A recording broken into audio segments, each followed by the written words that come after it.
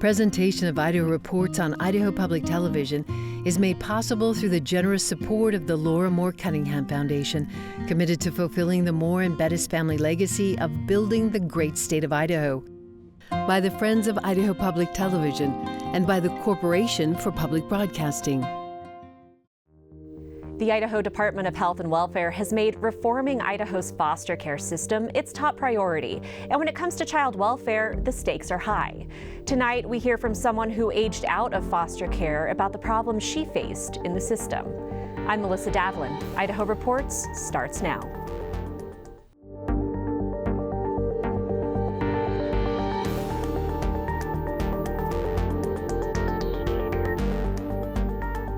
Hello and welcome to Idaho Reports. This week, Don Day of BoiseDev catches us up on the proposed Kroger-Albertsons merger that fell through this week and how it might affect Idahoans.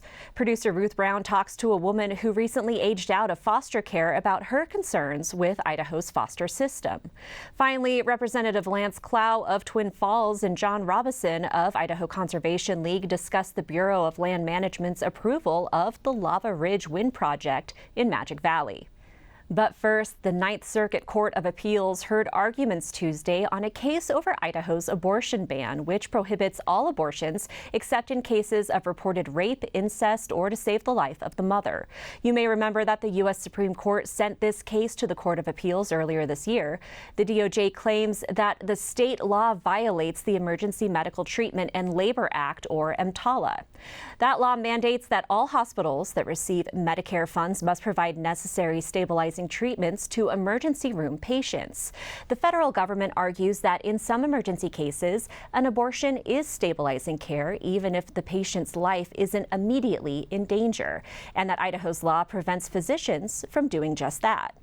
The state disagreed, saying Idaho's law wouldn't affect physicians acting in good faith and that the state also has a duty to protect the fetus. The court will issue its opinion at a later date and could send the case back to the U.S. District Court. If you shop for groceries or read the news or talk to just about anyone, you've probably noticed the cost of food has gone up in recent years. A proposed merger between two grocery giants, Kroger and Idaho-based Albertsons, would almost certainly have affected how much we pay to put food on the table. But this week, a judge put a halt to that plan. Don Day, managing editor of BoiseDev, joined me to discuss what happened and how it may affect Idahoans moving forward. Don, thanks so much for joining us. Remind us, what was the proposed deal between Albertsons and Kroger? Cincinnati-based Kroger wanted to buy Boise-based Albertsons in about a $25 billion deal that would have taken and combined the two companies with about 5,000 stores across the U.S. In Idaho, you know Kroger as Fred Meyer, and in the Magic Valley, Smith's. Albertsons, of course, operates as Albertsons, and also there's some Safeway stores. The deal would have also spun off roughly 500 stores to a third party called CNS Wholesale Grocers, and it would have actually meant a new brand for some of the Albertsons stores in Idaho. We say all that, but it's not to be and isn't going to happen after a court decision this week. Right, what happened this week? Yeah, so we have been waiting and waiting and waiting for a set of three trials. The first started in August, if you can believe it, in Oregon. A federal judge heard the Federal Trade Commission's complaint that this deal was anti-competitive. Trial ran more than 3 weeks in front of Judge Adrian Nelson, who was a Biden appointee. And the two sides hashed it out. The attorneys for the FTC and the attorneys for Albertsons and Kroger said, hey, here's our points of view. And ultimately, the FTC prevailed in that action. It took a long time, in fact, talking to sources at Kroger and Albertsons and unions and all over the place. Everybody was surprised it took this long. There were two other trials. I mentioned one in Colorado and one in Washington. Those states' attorneys generals argued that it was also illegal in their states. And so on Tuesday... Basically, the merger would mean that there wasn't enough competition. Anti-competitive. Right. Yeah, too much control of the grocery market, saying, hey, this is going to raise grocery prices for consumers. We've seen this happen in Baker City, Oregon, for instance. Albertsons owns both the Albertsons and the Safeway. They're right across the street from each other. Their prices are identical. There's no competition. They're both decided on in lockstep. Albertsons and Kroger said, wait a second, it's not just grocery stores that compete. We compete against Costco, Walmart. If you go to the Jackson's store and pick up bananas, that's grocery too. But ultimately, these judges, both at the federal level and in the state of Washington, said, yeah, this is anti-competitive. The next day, Albertsons said, we're out. No more deals off. And furthermore, filed suit against Kroger in Chancery Court in Delaware. Lots of states to this. In Delaware, where the two companies are incorporated, and said Kroger didn't do what it said it was going to do. It was trying to make insufficient divestiture deals and didn't work hard enough to get this deal done, and injured Albertsons because the company had to kind of sit for 2 years waiting for this deal to happen. Some really good corporate drama there. Yeah. Ultimately, how might this affect the thousands of Idahoans who are employed by Albertsons? It is a big unknown. It's easy to say that this is good for the workers, but we really don't know that. Albertsons employs about 5,000 people in Idaho. Many of those are frontline stores, the people you see at the check stands and helping you in the produce department. But also a lot of those are at corporate headquarters in Boise. We tried multiple times to get Kroger to say, hey, what's this mean for Boise? And they wouldn't. In fact, they said set up an interview about a year and a half ago with Kroger's CEO with us, and then pulled it back and never would answer questions on what this meant for Boise. The reason it's a question mark is in court in Portland in September, we were there and we watched Albertsons CEO Vivek Shankaran lay out the case for why this merger had to happen. And one of the striking things was he said, we have to have this. We're okay right now, but in 2 to 3 years, we're going to face tough choices. We may have to lay off people. We may have to exit markets. We may have to close stores. Both Albertsons and Kroger made the case that Albertsons couldn't compete on price. Not with Kroger, not with Walmart, and their prices were so much higher because they didn't have these economies of scale.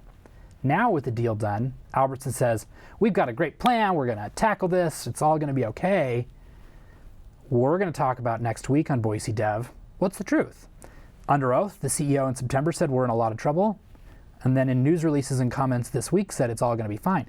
Both of those are pretty serious things. One's under oath, another one is filed with the Securities and Exchange Commission, so we're going to try and get into some granular detail and look at that and see what might be next for this, standard Idaho company. When you think of business in Idaho, you think of Albertsons and Micron and Simplot. This is one of the biggies. Yeah, and ultimately, all of this comes down to the cost of groceries, Yep. and that affects every single Idahoan. Do we know yet how this merger not happening might affect grocery prices? Look, we don't. One of the cases that Kroger made is we're going to invest $1 billion in prices in the Albertsons stores starting on day one of this merger being approved. It wasn't. But as you dug into that, we did some analysis. We found that's about 4 cents a shopping trip. Not only that, the day one was 16 items. They were going to lower prices on 16 things. The average store, Albertsons store, carries 30,000 items. So they made these big, flashy promises of $1 billion but it really didn't amount to a whole lot. One of the things that was most striking is a very detailed look at pricing in the industry. It doesn't surprise anybody who goes grocery shopping that Walmart is the market leader in pricing. They have the lowest prices because of their scale, which is honestly the argument that Kroger and Albertsons were making. But the government ultimately won on the argument that taking a competitor, a very significant competitor, off the board would have caused prices to rise. I'm not an economist. I'm not smart enough to know what has happened, what would happen. I've listened to both sides, and what I will tell you is we're not going to see a big change in the direction of prices right now, and what will happen over time is influenced by so many things: inflation, supply chains, and we're just not going to know for a long time. But I don't think you're going to see a huge improvement in Albertsons prices because they don't have the scale that a Walmart does. All right. Don Day, BoiseDev, thanks so much for joining us. Thanks. Since his appointment this summer, Health and Welfare Director Alex Adams has made it clear that fixing problems with Idaho's foster care system is his top priority. After budget requests and shakeups in the administration, the department has already enacted some big changes. But the stakes are high when it comes to child welfare. Producer Ruth Brown sat down with a woman who recently aged out of foster care about her experiences with the system, as well as Health and Welfare's Monty Pro to discuss future plans for change. Cadence Wright first went into foster care at age 9 and again at age 14. The second time she was removed from her home, she never returned. She's seen different group homes, different schools, and felt the frustration that comes with the lack of stability. Now 18, Wright feels the need to share her story. They started with a psychiatric hospital because they did not have any placements for me. And after that, it was a group home and then a foster family. The instability continued for years. I have had 18 different placements. 3 of them were foster families. The rest of my placements were shorter term group homes and like Airbnbs and psychiatric hospitals, and occasionally some respite homes. The Idaho legislature passed a bill to stop the use of Airbnbs, or temporary homes, to house foster kids. It's something Health and Welfare began using due to a shortage of foster parents. Wright was familiar with that when she stayed in an Airbnb for 6 weeks. It was a mess. There was 15 kids at one point with 2 bedrooms, and there was kids sleeping on couches, on the floor, on air mattresses. There was hardly any food. The staff there were not informed, like trauma informed at all. I can give you examples of them being not trauma informed by like busting down bathroom doors because you're taking too long in the bathroom. That's just that should not be allowed. Health and Welfare couldn't speak to specific claims from Cadence, but stressed the importance of safety as a priority. Certainly the youth's needs are the very most important for us. Obviously, you're talking about food and clothes, a comfortable place to sleep, medications, all of those things come into play. So we talked about short-term rentals and about getting out of that temporary housing. That's sort of a synonym for the short-term rentals, temporary housing. And that's an ideal location, similar to the Payette Assessment Center, is where we, if a community-based setting isn't available, where we need these kids to be safe. Pro is referring to the new facility that opened in May with 16 beds for kids in foster care. On average, the facility has 12 to 14 kids awaiting placement. With a new director at Health and Welfare and a new leadership team, the agency has stressed that it is hyper-focused on improving the foster system for kids in care. At times, there might be a need to support kids in a temporary housing scenario. At one point, we had 8 temporary housing locations in the state of Idaho. The department announced in November that it had closed all of the temporary housing locations and increased the number of available foster family homes. While improving foster care is vital, preventing children from entering the system at all is also a priority for Health and Welfare. Prevention intervention is a space that has proven nationally and in the state to be effective.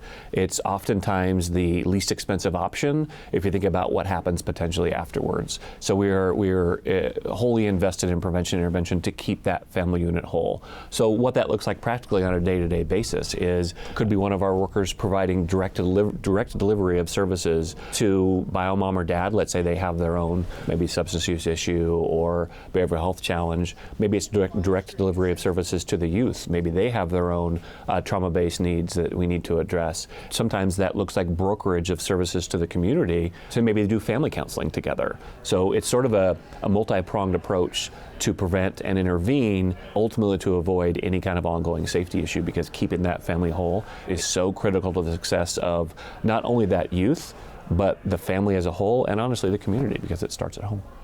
Idaho, like other states, does have a disproportionate number of children of color taken into foster care. Pro hopes to address the issue through prevention. It's absolutely important and critical that our workers meet the families where they are, both in issues surrounding culture and race, and certainly issues surrounding safety of their youth. So our staff are trained in meeting those needs and meeting those families where they're at, and that's what we would look towards to continue on. And prevention intervention spaces will then look towards those numbers, and you'll see those numbers look a little different as we move closer and closer and farther upstream from removal and keeping those families whole. Increasing the number of foster parents in Idaho has been successful, but more are always needed. foster families are critical in making sure we have right placements for kiddos. We were excited to share that July was our highest licensing month in the last couple of years. Starts with training, of course. After you license the home, to make sure it's safe, you also want to make sure that foster families are trained in the reasonable parent and prudent standard. And then we've also layered on trainings for foster families who may want to take additional types of kids. So let's say they want a kiddo that has maybe some JJ experience, juvenile justice experience, or some trauma background. There's trainings we offer for those foster families to make sure before they get those kiddos and before those types of kids are placed in their home that they're prepared for that. Recent efforts to recruit foster parents included a new foster parent Bill of Rights issued by executive order from the governor, as well as free parks passes for foster families. Cadence worries the foster parent Bill of Rights gives foster parents more rights than foster children. I see it as something that is going to be absolutely detrimental to kids in the future. There is an Idaho Youth in Care Bill of Rights for foster children, but Cadence says she only remembers signing something once when she came into care at 14. She didn't always know her rights when she was in care. The legislature did establish a new state office of the Ombudsman, who would operate independently of the courts and of the Idaho Department of Health and Welfare. The office would establish a procedure for receiving, examining, and resolving complaints regarding children under state supervision. Complaints could come from foster parents or biological parents or teenagers or others involved in the state foster care system. I think that is going to be a huge step towards assisting and giving foster youth a little bit more of a voice.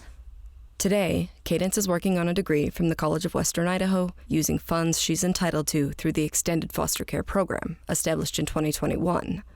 She doesn't want to be just another societal stereotype about foster kids. We've had our life taken away from us, and then we're thrown into foster care with the expectation that it's going to get better, but it's doing more damage than good. Earlier this month, the Bureau of Land Management announced its final approval of the Lava Ridge Wind Project in Idaho's Magic Valley. The project will include 241 wind turbines and related infrastructure on BLM and state land in Jerome, Lincoln, and Minidoka counties. The project could power as many as 500,000 homes, but it has not come without controversy. Joining me to discuss the project is John Robison from the Idaho Conservation League and Representative Lance Clow from Twin Falls. Representative Clow, this plan has had widespread opposition since its first proposal. Walk me through the concerns in Magic Valley. Well, there's a lot of concerns in the Magic Valley. Some of the groups that have gotten a lot of attention include the Friends of Minidoka, which is the Japanese internment camp and its facility, and how close this was going to come to their facility, and the importance of maintaining that facility so that when people visit, they can get a feel for what was it like to have been interned there. And I've had a recent conversation with one of the leaders of that group to find out how they feel about this change, but that's one of the groups. But the others aren't necessarily all groups, they're just citizens that were concerned, and everything from the hunting community, worried about what's going to happen out there, to the water community, the people that have groundwater. This is being built over the aquifer, which is the main source of groundwater for the Magic Valley.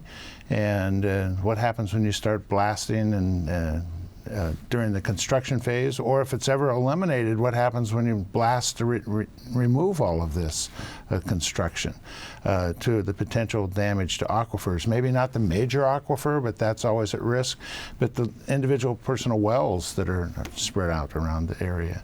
One of the main concerns that I always questioned was, why would we do this in Idaho, even though it's on federal land? Why would we do this in Idaho when most of the power is planned to go to Nevada and California? They have plenty of open lands in Nevada and California. If they want to put in a wind project for their purposes, go down there. Why should we get all the negative impacts of that? So I mean, we can go down a long list and you can prompt me with other ideas, but those are some of the major issues that I have. several different concerns, several different groups, and a lot of those concerns intersect with what the Idaho Conservation League is concerned with when we're talking about sage grouse habitat and water conservation and public lands. Ultimately, ICL supported the revised plan this summer, down from 600 turbines to the 241 in this final version, calling it not perfect but necessary. What got you on board? Well, I think that the Law Bridge project is something that was just frankly a really exhausting process for so many people, because so many people care about that landscape. And really, I have to say it, in all my years working at the Idaho Conservation League on public lands advocacy, it was really heartening to see so many people come out for sage grouse and for their wildlife, their recreation opportunities out there. And finally, the BLM had kind of looked at this as a blank spot on the map that was open for development. And really what came from so many people was that there are special places that needed to be protected, including 13,000 acres around the Minidoka National Historic Site, as well as the wildlife corridor for pronghorn coming down, that Awinza pronghorn corridor. And so at first we didn't see any alternatives that the Idaho Conservation League liked. But ultimately, after so many people spoke out about the project and their values there, it was at the 11th hour, but the BLM finally, from our perspective, really took those concerns to heart, basically dropped almost half the project, and not only dropped the project and set aside the place for a renewable project, probably about the right size where it should have been from the start if they had listened, but also they actually are enacting protections for those other places. And so from our perspective, given the crucial role that renewable energy is going to play, we thought it was worth to support the project to advance the conversation. You mentioned that this was not the first version of the project that they submitted to the public. The BLM reduced the general project area by about half. They reduced the ground disturbance by 50%, reduced access roads by about 50%. Still a big project. You said it seems like they looked at a spot on the map and said that looks empty, without realizing the proximity to the Minidoka Internment Camp historical site. They did reduce it. There's still opposition. There are still major concerns. Was there any version of this project that you or your peers in the legislature or Magic Valley would have found more palatable? Well, my answer is no, I don't think so. Because it's still a huge project, and it will have major impacts. Whether or not you're blasting for 240 turbines or 600 turbines, there's still a risk to our aquifer. There's still risk to the wildlife, as you mentioned, whether or not it's pronghorns or sage grouse. And it's fascinating to me, because when I first joined the legislature and elected in 2012, the big issue was China Mountain, which was south of Twin Falls, and up in the mountains, away from a lot of people, not over our aquifer. And the big question is, what do we do with the sage grouse impact? There's sage grouse all over the West. There's sage grouse everywhere, it seems. And so that seemed to be the big conservation fight at that time. We got to protect the sage grouse. Well, that project was denied, and that was 170 some wind turbines, and most people that I was aware of in the Magic Valley felt comfortable with that project. So they turned that down because of the conservation issues, but then they approved this project, which has tremendous risk to our aquifer. And you take away our aquifer and damage our aquifer, that's a problem. And when I first joined the city council, the big fight was over the INL and the disposal of their waste over our aquifer. And the conservation groups were all opposed to that. So suddenly, this aquifer is not important, and there's a lot of other reasons why people oppose it, but that's one of my concerns. One thing we know is that water is life, and that protecting Idaho's clean water is one of the Idaho Conservation League's core values. And so we took a very hard look and pressed the BLM really, really hard on the aquifer, and we found that they largely had addressed our concerns. So we looked at that and the sage grouse issues, and sage grouse populations have plummeted recently, and so it is of a concern. We do want to protect our sage grouse and our core habitat. We think the project does a better job. One of the issues with aquifers that we're really concerned about is basically drought caused by climate change. And so we've seen this in the last 10 years, 9 of the last 10 years have been the hottest in recorded history.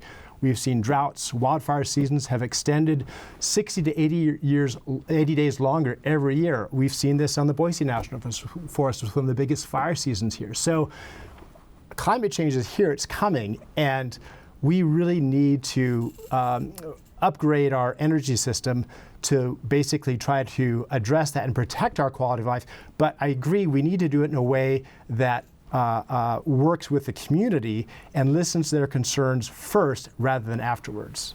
I love the China Mountain throwback because I was in Twin Falls in 2012, and ICL, the Idaho Conservation League, opposed that project. Looking at things like rising global temperatures and sage-grouse habitat and the need for renewable energy, how does that calculus change project proposal by project proposal? How do you determine what you support and what you don't? Well, I look at this whole project as fascinating. We're worried about climate change. These are not fans that are going to cool us down. These are fans that are taking the energy out of the wind. And so it's whether it impacts global warming or whatever, that to me was never a major concern. And there is one group I didn't mention, there's a lot of people that are concerned with any continuing investment by the federal government to make these projects economically feasible.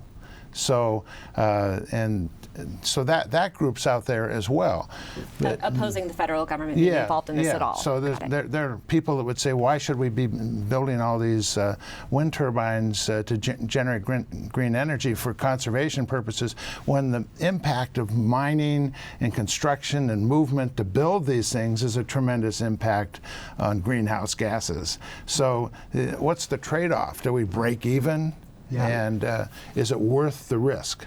We've actually taken a really hard look at that. And one of the things is that if we keep our coal-fired power plants and our massive extensive oil and gas development on public lands as well, that every time we turn on the lights or turn our cars, we are mining. Basically, they're using mined materials, dirty fossil fuels going into our atmosphere.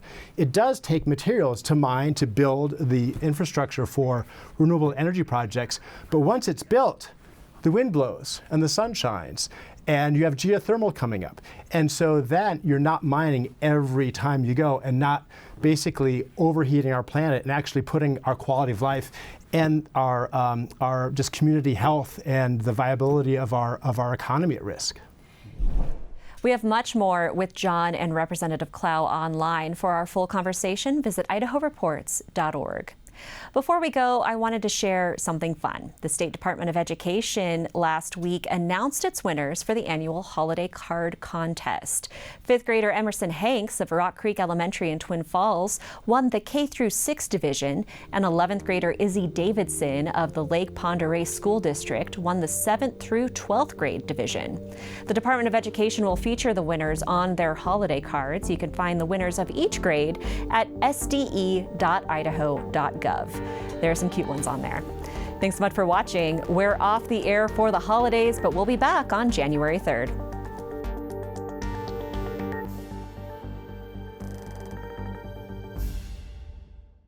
Presentation of Idaho Reports on Idaho Public Television is made possible through the generous support of the Laura Moore Cunningham Foundation, committed to fulfilling the Moore and Bettis family legacy of building the great state of Idaho. By the Friends of Idaho Public Television and by the Corporation for Public Broadcasting.